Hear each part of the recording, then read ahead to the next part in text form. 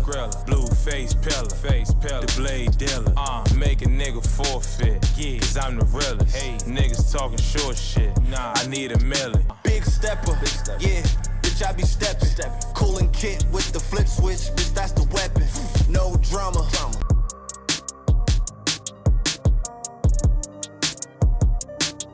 Welcome to New York Giants Full Access. This legend bring them sounds in one time. I'm hard, and we got you. And that's it, man. Go purchase Big Pat Sports Talk merch and support the family, man. And welcome to Big Pat Sports Talk. Thank you for your support.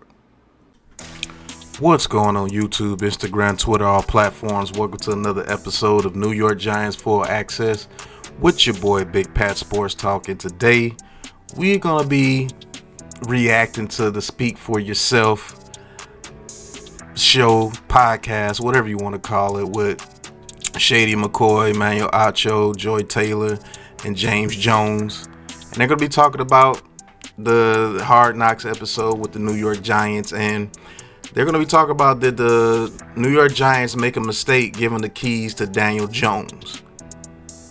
So, as you know, that Joe Shane did the whole ordeal with the whole Saquon Barkley passage right there where he was talking about we didn't pay Daniel Jones $40 million to hand it off to a $12 million running back. So, we're going to be digging in deep in this show. So, let's get into it, man. Let's hear what these guys have to say. Loved hearing that quote, mainly because it brought us inside the Giants' decision-making process. They're talking about handing the ball to their $12 million running back. Let me hand this conversation to our $1 million running back, LaShawn. Shade, stop. You're going to hurt yourself. You're going to hurt yourself. We're retired now. I look 40? No, he does. As much as crap that he talked, Shady McCoy was pretty doggone good when he played. So he was one of the shiftiest running backs you'll ever see play in the NFL. So you got to at least give him that. All smooth with that 40 stuff, man. Shady, you kick it off, big dog. Are the Giants making a mistake giving the keys to Daniel Jones? What are we even talking? Yes. And the thing is, why is it such a mistake to give the keys to your $40 million quarterback? It was a report that Daniel Jones was the eighth most clutch quarterback in the league, even though you have him ranked the 32nd starting quarterback in the league. So it's too many conflicting reports on this crap, man. Yo, when I heard it, when I heard this whole conversation, right? I love the Hard Knocks, right? Because you get in the locker room and really know what's really going on. And the crazy thing is, I was cool with Joe. I still am cool with Joe. So I shouldn't say was. I still am cool with Joe, the GM. Yes, sir. But to hear the conversation, like, I thought I had my own opinion about Daniel Jones. I thought my opinion was like everyone else in the world that watches the Giants, that watches football. They don't see the same thing. They think Daniel Jones is a good player. So now when I think about him getting that money, right? Because sometimes I feel like teams get pressured paying players because of the market, and I don't have to go through the whole thing of drafting a quarterback. But no, they think that he is the guy. You know what's crazy, man? When you talk about making a mistake, the mistake is not now. It's when you drafted a player from Duke at the 6th pick. Is that what it was? 6th pick? Yeah. It was highly criticized. Come on, right? This ain't basketball. This ain't Coach K and them dudes. They talk about Daniel Jones like he's never made the playoffs, like he's never made any type of plays, period. Like he's never been shown that he could be a decent quarterback in this league. He's never won any games in this league. And he's just absolutely, positively the worst quarterback. Sometimes I think they say he's the worst quarterback to ever be drafted. Even though he's never had a Pro Bowl receiving. He's never had a Pro Bowl offensive lineman, although Andrew Thomas should have made multiple Pro Bowls. I don't understand that. I think he got injured and he didn't go to the Pro Bowl, but he's had one Pro Bowl offensive lineman his whole career. The best ranked offensive line he's ever had in his career was 28th, and that was in 2022 when we won a playoff game. He's never had a Pro Bowl receiver. He's never had a number one receiver. His best receiver has been Darius Slayton, and he's consistently getting the stats with Daniel Jones that he can consistently get with the circumstances that the Giants are in. The way they talk about Daniel Jones is like, if you got rid of Daniel Jones, everything would be fine. which is a bunch of crap. Because if you don't have no offensive line, it's over with. There's only one running back that I could think of that didn't have an offensive line that consistently did great, and that was Barry Sanders. So, I mean, it is what it is, man. So it's a big mistake. When you got a guy like Saquon Barkley, the question they asked was, what's going to be our identity if he's not here? What is it? Daniel Jones. Daniel Jones? That can't be the answer. You can't expect So Saquon Barkley was the answer? Saquon Barkley was the answer. What did we do so great when Saquon Barkley was the guy without Daniel Jones? How many games did we win without Daniel Jones in there and Saquon Barkley played? How many 1,000-yard seasons Saquon Barkley has had without Daniel Jones out there on the field? Why didn't Saquon Barkley get all those yards last year when Daniel Jones went down? Why did he have less than 1,000 yards and less than 10 touchdowns if Saquon Barkley is just the guy, the best thing ever? The whole offense is Saquon Barkley. I believe that's an insult because our offense has been crap. So that's not a huge compliment to me, to be honest with you. to go far in the NFL when your quarterback is that bad, is that awful. I don't see nothing good about him. I don't see no growth. And then he says, okay, well, is there a quarterback for the next 10 years, or will we do a pivot and go somewhere else? What the hell you think? So you've seen no growth from Daniel Jones. You've seen nothing from Daniel Jones in his whole career. That's what you're telling me. Daniel Jones has been the most worst, awful quarterback in the NFL. But he got a $40 million contract with no number one receiver and no offensive line. But he still got himself a contract. So you mean to tell me that Joe Shane and Brian Dable are just huge idiots? And they're just going to pay a guy that has shown no growth, that's shown nothing his whole career. They're going to give this guy $40 million. A GM that got a third-round pick for Kadarius Toney. A GM that got Brian Burns for a second-round pick when he was worth 2 firsts just months earlier.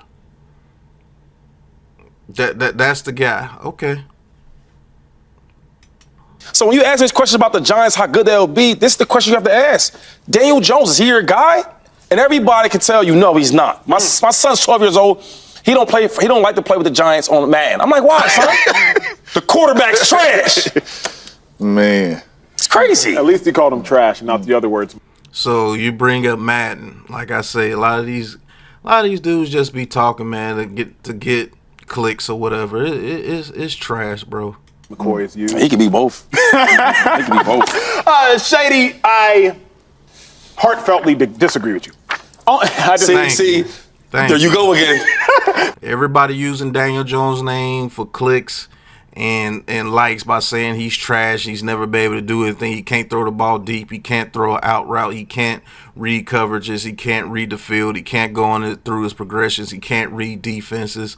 He can't maneuver in the pocket. He can't. But somehow this dude is still playing in the league and got a $40 million a year contract. Please answer me that. I want to hear this. No, the only reason, because Shady said this. He said they think he's the guy. I don't think that they think he's the guy. I just think they want to be convinced that he's not. And the reason I'm cool with the Giants going all in on DJ is because they pay. And that's a true statement. You got to figure out if this dude's your quarterback or not, because you haven't put the resources in this team, period, to see what you have in anybody. How you know what a quarterback is if he's never had a number one receiver and he's never had an offensive line that's been NFL caliber hardly? And the one time he did have an NFL caliber line, which was ranked 28th that year, he won a playoff game. But hey, you take away, he played the Vikings, so it really doesn't count. Like, come on, man. It's ridiculous. Paid him $80 million. If you pay a guy $80 million, then you better be for certain that he is not your future. Not, well, he got hurt, so he might not be the future. You better be, without a doubt, abundantly clear that he is not your quarterback. Facts. we all on this desk agree with, and we've said it plenty of times, from Joy to James to Shady to myself, is no quarterback succeeds at a high level without a dominant receiver or receiving threat. Facts. Whether it's Patrick Mahomes, Josh Allen, amongst others, you name it, none of them do. Daniel Jones is the only $40 million quarterback that ain't got no Pro Bowl wide receivers. You could blame him for that, though. But listen to what It's a true fact. I'll say next. He also has no Pro Bowl offensive lineman. That's not a Daniel Jones issue. So Daniel Jones is the only quarterback in the National Football League making $40 million that had no Pro Bowl wideout and had no Pro Bowl O lineman. And that's a pretty good achievement, man. You wind up getting paid and you've never had hardly anything around you, bro. It's pretty doggone good if you ask me. If you really want to assess Daniel Jones, give him the complete and fairest shot possible. Facts. Been saying this forever. You don't know what you have in your quarterback if you don't put anything around him, man. How are you going to know? These quarterbacks don't create miracles, man. These quarterbacks are facilitators. And you put pieces around them for them to facilitate. No quarterback in the league is balling out with no number one receiver and not a good offensive line. It doesn't happen, bro. You're asking this dude to do something that's never been done. It's ridiculous. Which is giving him the opportunity to have Pro Bowl talent at wideout and have Pro Bowl talent on the offensive line. It's not that I love it, Joy, because I believe in DJ. That's not what it is. I love it because And you don't have to like DJ as a quarterback. Nobody in this Big Blue crew has ever said Daniel Jones was the greatest quarterback ever. I've always said I think he could be a good to really good quarterback. If he had a receiver and an offensive line, I think this guy can do some things. But everybody wants to switch it up. Oh, you're a Daniel Jones lawyer or a lover or apologist. Like, what are you talking about? I just want to see what the guy can do with something consistent around him. And if he can win a playoff game with Richie James in them and the 28th ranked offensive line, what do you think he could do with a top 20 offensive line and a number one receiver in Malik Neighbors? And Malik Neighbors is a rookie, but he's going to have to do what he has to do. He's going to have to be that guy for Daniel Jones to open it up for Wan'Dale Robinson, Slayton, Hyatt. And if this offensive line blocks, everybody can develop to be a better player. But you don't want to talk football. You just want to bash people. And it's sad. Because thank you for committing and going all in. So if it doesn't work, you can say you did everything within your power, and now we have irreconcilable difference. All right. Facts. Facts. That's all I've been saying, man. That's all I've been saying. You have to give this man a shot. You have to put pieces around the man. He's never going to be able to be anything close to what he can be if he doesn't have the pieces around him. And I don't care if it takes 10 years, 50 years. If you continue not to put pieces around you, you're going to continue to get the same results, man. And that's just a fact, bro. So it seems that Emmanuel Acho kind of agrees with me about the New York Giants and about the way they went with it. Yes, I totally agree with them moving on from Saquon Barkley and letting Daniel Jones go and be the quarterback that they want him to be, to at least see if he can. Let's see if he can get the ball to Malik Neighbors and Wan'Dale Robinson and Hyatt and Slayton and Tracy and Singletary and Theo Johnson and Bellinger. If he has a good offensive line in front of him. I'm not saying the offensive line has to be the number one ranked offensive line. Just be an NFL caliber offensive line. Be 20th. Be 22nd. Don't be 35th out of 32. Just because I'm not one of those guys that critiques everything that Daniel Jones does. Oh, he threw that a smidget too high. Oh, he threw that a centimeter to the left too far. He threw the ball a centimeter low to the receiver. Oh man, the receiver couldn't break for 70 yards after he throws the ball to his receiver. Like every good quarterback throws the ball to a receiver and they're able to run 70 yards each time. Oh, Daniel Jones missed one pass. He's the worst quarterback ever. Like, come on, man. Y'all got to get better than this, man. And for the Daniel Jones detractors, you should want this because now all the onus is on him. He doesn't have Saquon Barkley as a crutch anymore.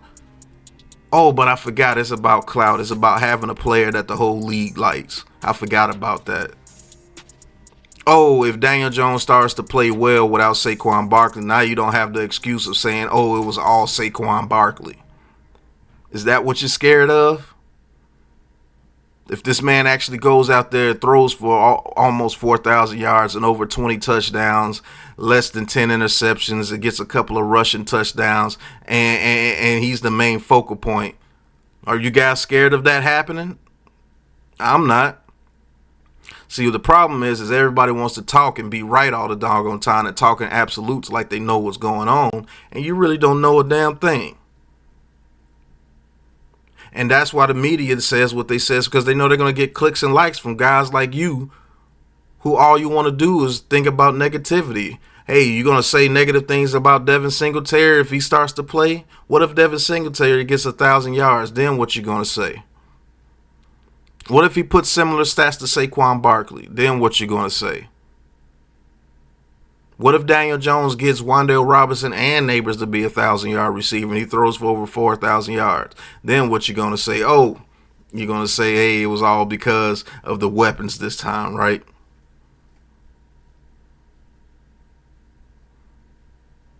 You're going to say, oh, he needed everything to be perfect in order to play, right? That's what you're going to say? That's what you're going to come up with. Well, I'll tell you what. I can't wait for the season to start because now this is the most pressure Daniel Jones has probably ever been in his career. Maybe the contract year is a little bit more. I don't know, but this is basically another contract year for him in order to keep his contract. He's going to have to do what he did in 2022 and probably more to even keep the contract. Oh, and another thing. Oh, if the defense plays well, it was because of the defense. The defense did everything. So I can't wait to start hearing the excuses that you guys make. Excuses that you guys make when this guy starts to play well. Because if he plays well this year, you don't have Barkley to blame. Waller is gone. What are you going to do? Say the rookie Malik Neighbors made him? Okay. But no other receiver makes any other quarterback. All the other quarterbacks make the receiver, right? We're going to see what you guys talk about, man, during this season. And I hope he plays out his mind this year just to shut you guys up. Just to stop you guys counting his money. Just to stop you guys from bashing him about every single aspect of his life. It's ridiculous. But we all know you ain't gonna stop counting his pockets. We all know that you ain't gonna stop bashing him. Oh, he didn't win the Super Bowl. Let's say he makes it to the NFC Championship and he loses. No, he didn't make the Super Bowl. He still sucks. Oh, if he throws for 25 touchdowns. Oh, he didn't throw 30 touchdowns. He throws for 4,000 yards. Oh, he ain't never thrown for 5,000 yards.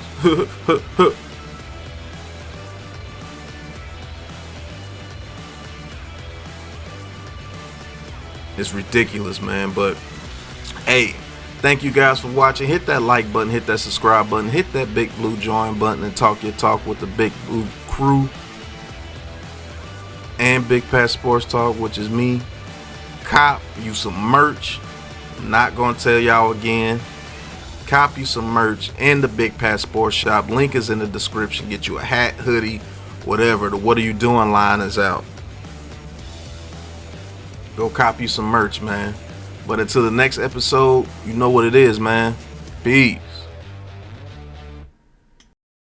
hitting the mic, spitting the facts, coming with full access. Big Pat in the house with giant tactics. Eli's handoff, rapping the classics. 90s beats, we blast this in New York. Big Blue. Where the G-men roam, Super Bowls in the vault, that's the Empire's home. Red, white, and blue, where the legends are grown. Giants full access, this the zone, got the tone.